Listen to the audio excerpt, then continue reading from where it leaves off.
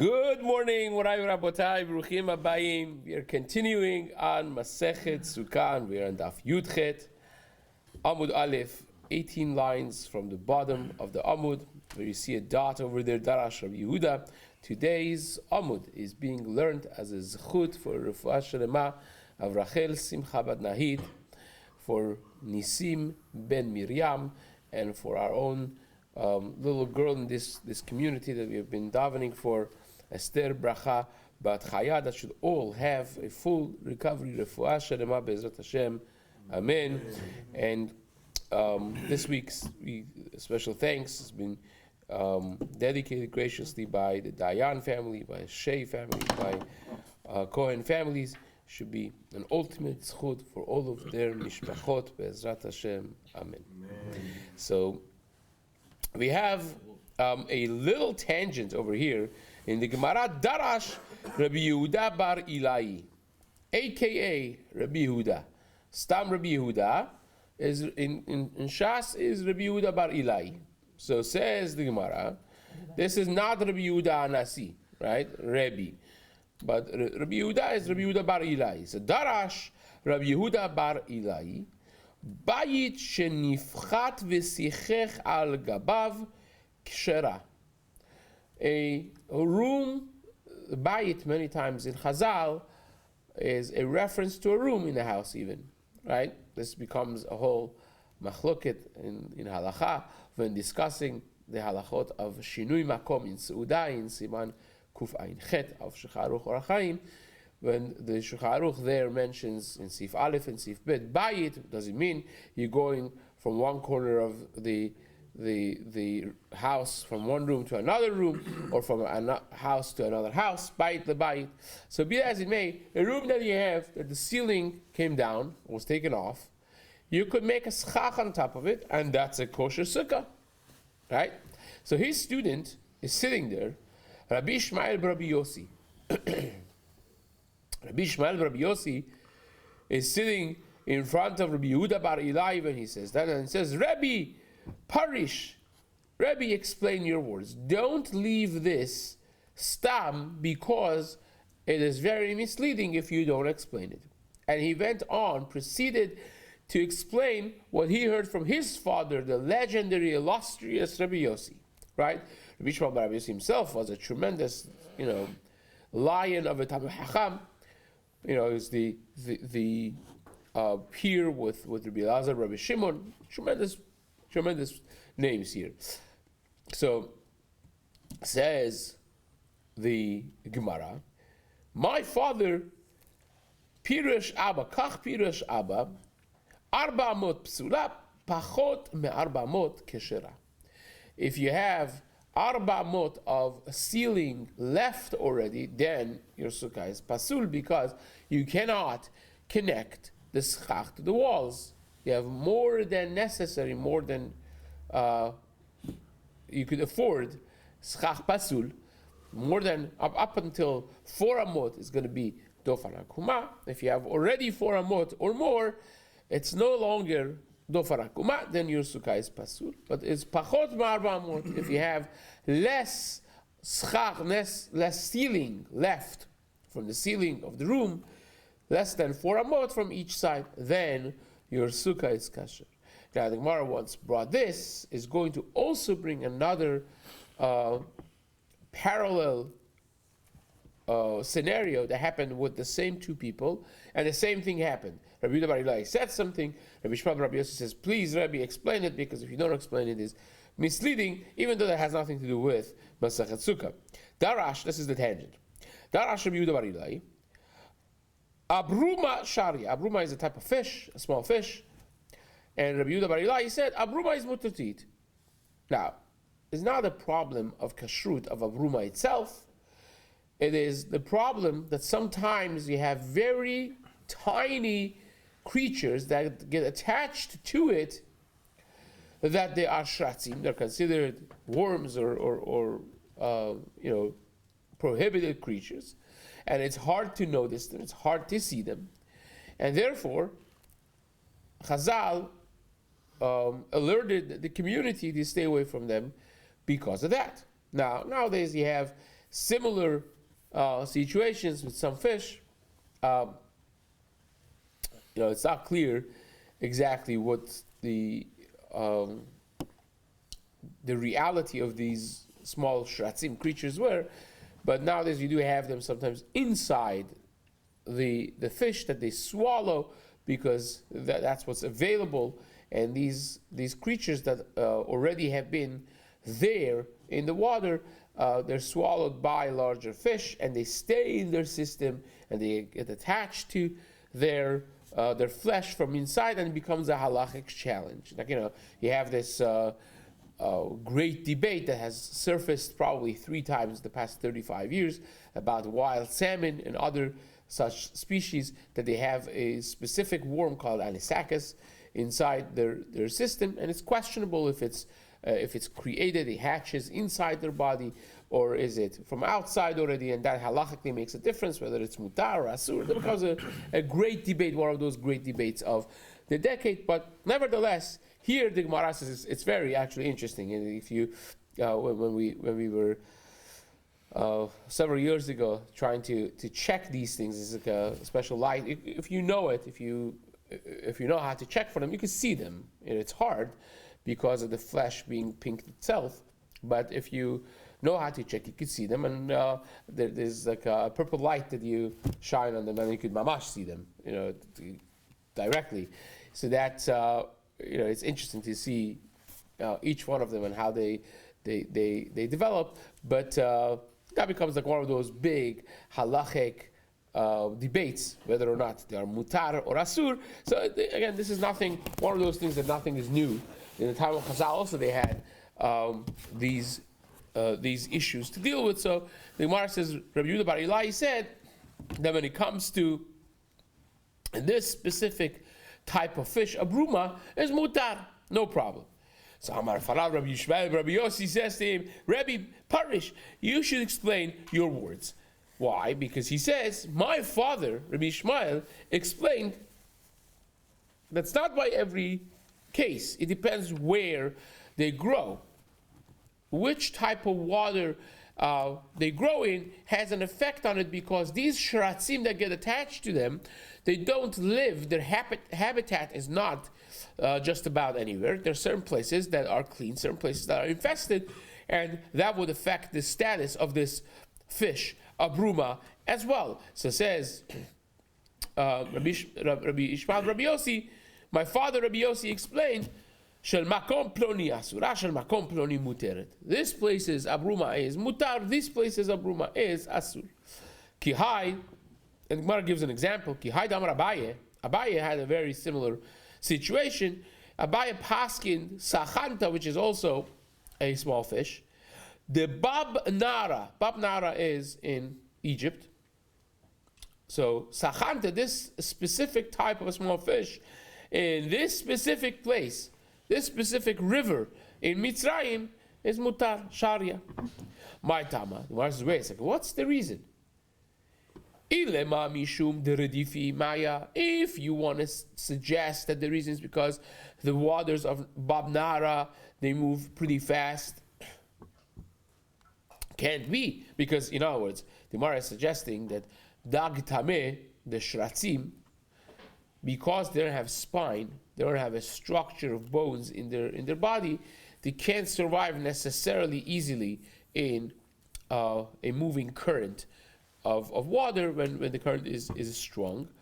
The Gemara says, "Hi dag tameh kevan delet lechuta shidra," because it doesn't have a spine. Lo matzi kaim, he can't live in a strong river, strong current. Says the Gemara,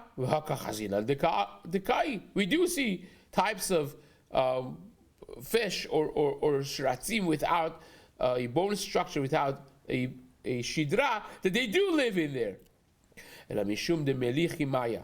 Maybe you want to suggest it's because it's salt water. Whereas says no.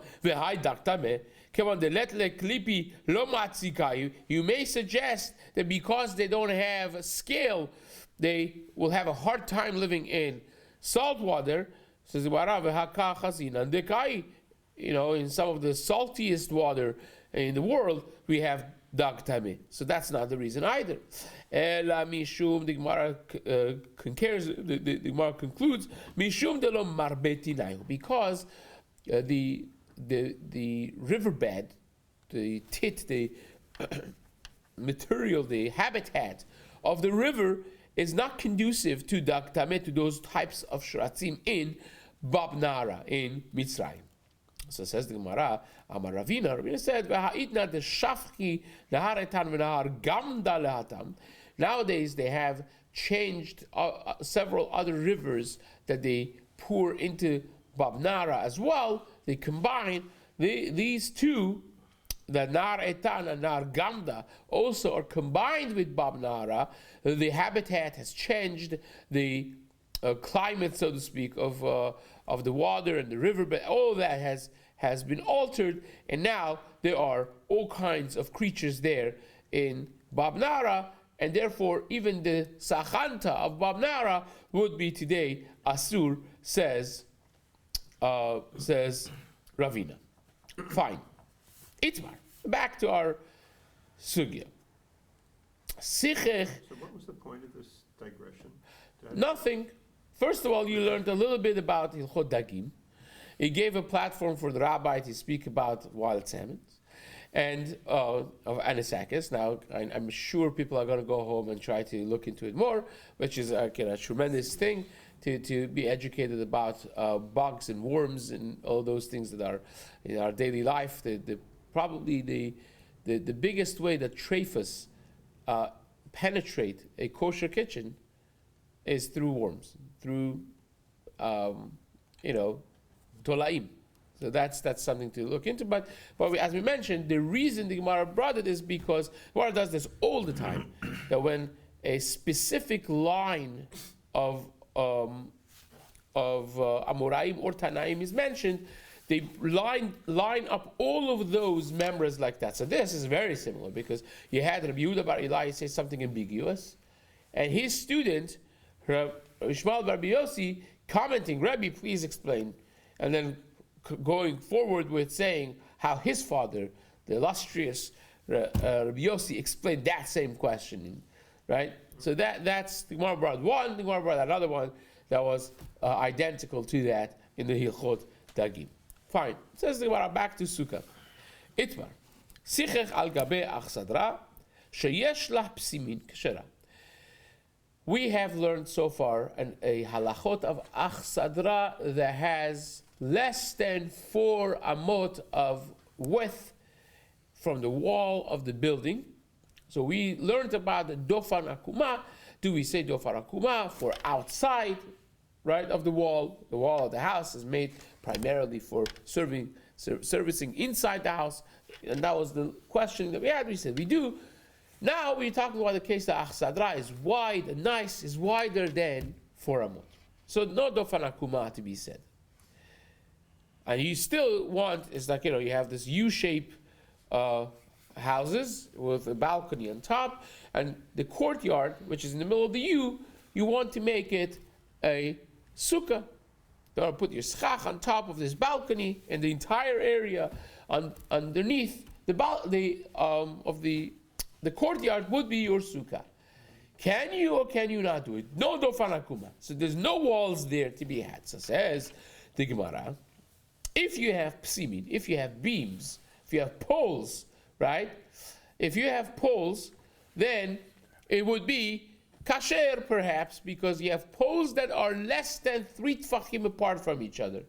The support of the balcony are these poles that are erected next to each other, each one less than 3 tfachim apart from the other one.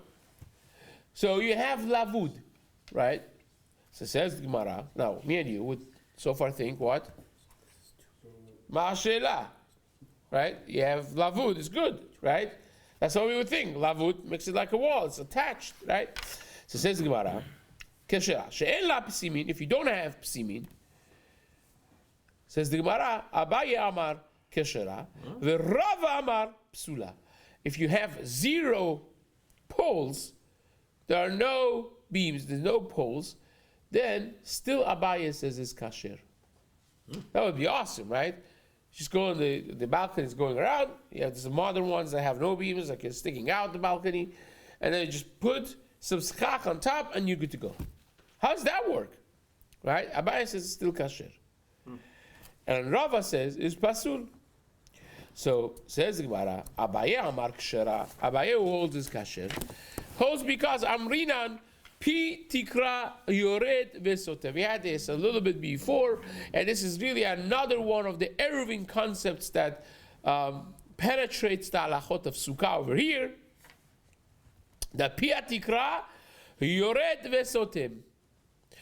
That when you have the thickness of the balcony, the achsadra going around, that thickness we are allowed to use. Rashi explains it here again, that this is based on our good old concept of good achit, that it comes down, and therefore pi atikra yored vesotem is considered another one of the valid imaginary walls, right?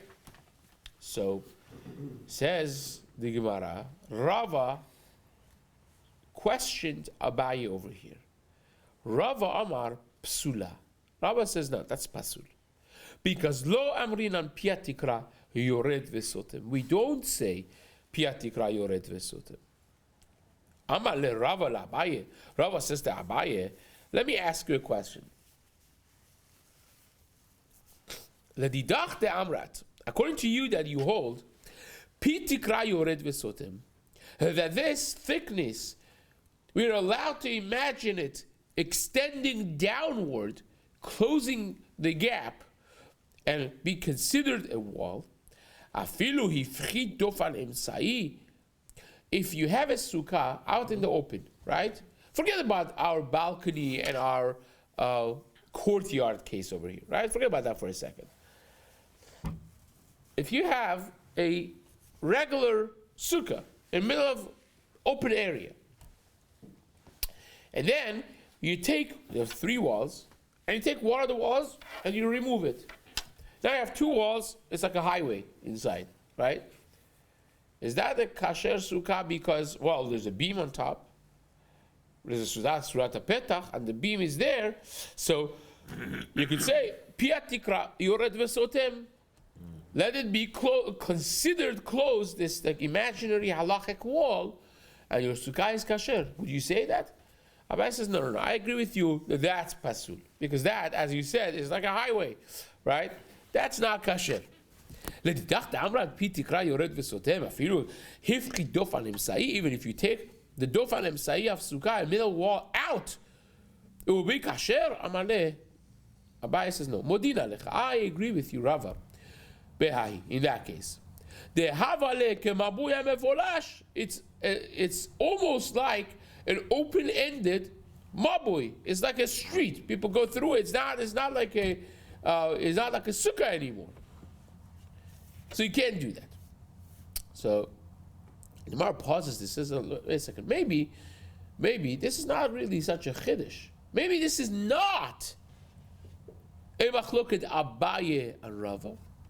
But rather, it's a machloket between Rav and Shmuel way earlier than Abaye and Rava. Lema Abaye and Rava looked at Rav and Shmuel kabifliki. Because we find this about halachot of Shabbat, that Rava and Abaye's debate and machloket over here has been already debated by Rav and Shmuel, not for Sukkah, but by Shabbat. The Itmar. We learn, achsadra bebik'ah Rav amar mutar letaltel bekula. When you have an achsadra in a valley, when you have a little achsadra, which means like you have this balcony made, but it's in the valley. It's not a building around it. You just have like a chuppah, 4 poles with a ceiling on top, and you want to know if that is considered kasher, right? Achsadra bebik'ah, Rav amar mutar letaltel bekula. Rav says you could carry underneath it, in the whole thing. There's no walls. You have 4 poles and a ceiling. Why? We do say that the thickness of the tikra, the ceiling, is considered coming downwards, good achit, and is considered a halachic wall. So when you're underneath this achsadra, you're underneath a reshut hayachid, right? Shmuel Amar, Shmuel says, no, you can't. Only dalet amud. You could carry only dalet amud like a regular karmelit. So as if the achsadra is not there. Does nothing. We do not say piatikra yored vesotem in that case. Now the Gemara says, well, no. According to Shmuel, it's for sure not a machloket, because Shmuel holds even there, even for Shabbat is not considered a mechitza. So if you can't have this as a mechitza, you certainly cannot have it as a house. Sukkah is a house. Right? You need more to make it a wall for sukkah than making it just a mechitza for carrying. Right? So therefore, according to Shmuel, there's no question that in sukkah he would say it's a problem. But Rav may differ in sukkah. Right? Says the Gemara, Kul amar paligi, ki paligi aliba de Rav. This machloket Abaye and Rava is according to Rav, meaning they both could agree that on Shabbat it would be considered piatikra yored vesotem, even Rava in our sugya, but in Sukkah they still have a machloket, right? Abaye holds like Rav in Sukkah, like Rav in Chol Shabbat, Abaye holds in Chol Sukkah. The Rava amar lecha. Rava says at kalo amar Rav Hatam says no. Rav only would say that in Shabbat, not in Sukkah, because the mechitza la'achsadra. Because the mechitza is made for the inside of it. It's walling the inside area. But over here, the walls of the achsadra are made for inside, not for the outside. You want to use them for a sukkah outside. Who says that you could use the concept of piatikra yored vesotem for the outside? It's already a chidush to say that the wall is coming down. Okay, so I can imagine that you could use for the inside, for the area that the wall was meant to be serving. But for the outside area, it's not a real wall, it's an imaginary wall. So therefore, says Rava, you cannot apply Rav's chidush in Hilchot Shabbat to Sukkah over here. Avidi lo. So that's really the discussion that we have over here. And now we're going to go on in this fantastic upcoming Daf Yutet, which Bezat Hashem we will continue together in the days to come.